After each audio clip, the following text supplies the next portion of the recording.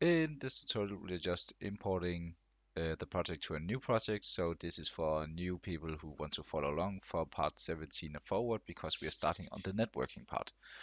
I would suggest that you start from the beginning so you know all the coding we have done so far, but it's not that much. But we have made a character that can run around. We have added in an enemy who will chase us if we get too close.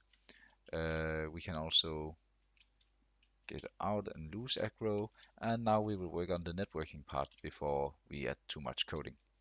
This video is just to catch up. If you didn't do all the previous videos, you can just pick up my package now.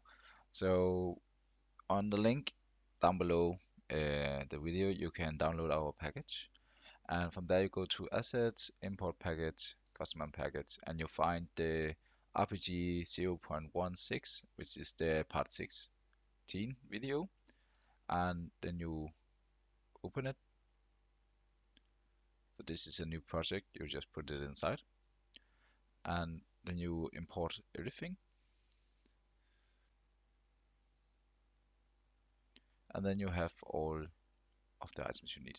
We are currently working inside the Tessin as far as I remember.